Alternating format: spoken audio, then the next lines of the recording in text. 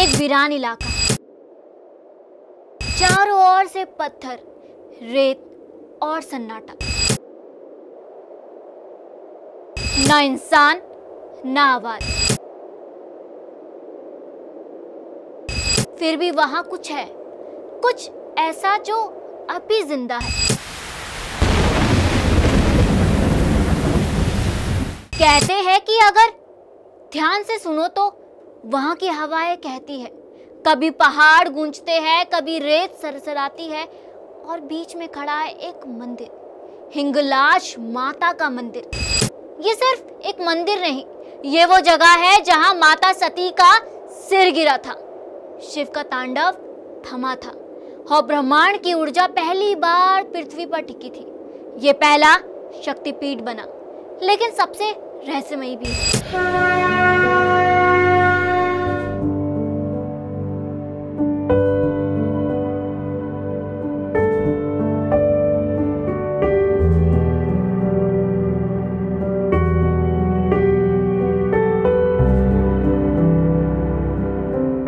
नमस्कार, आप देख रहे सुदर्शन धर्म और मैं हूं आपके साथ सोनम गुरु।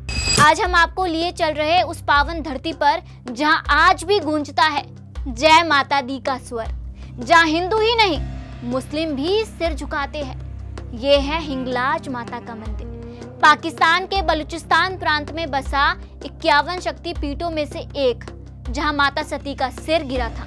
पौराणिक मान्यताओं के अनुसार जब भगवान शिव माता सती के जले हुए शरीर को लेकर तांडव कर रहे थे, तब भगवान विष्णु ने उनका मोह भंग करने के लिए सुदर्शन चक्र से सती के शरीर को कई टुकड़ों में बांटा और जहां जहां वो अंग गिरे वहां वहां बने शक्तिपीठ। हिंगलाज वही स्थान है जहां गिरा था माता का सिर, इसलिए इसे कहा जाता है सर्वप्रथम शक्तिपीठ। लेकिन इस मंदिर तक पहुंचना आसान नहीं है। ये यात्रा अमरनाथ से भी कठिन मानी जाती है। रेगिस्तान, पहाड़, घने जंगल और डरावनी खामोशी, डाकुओं और आतंकियों का डर, ऊपर से सुरक्षा, कोई नामो निशान नहीं। यहाँ भक्तों को अपनी रक्षा खुद ही करनी पड़ती है। हिंगलाज माता मंदिर की यात्रा में भक्त अकेले नहीं जाते।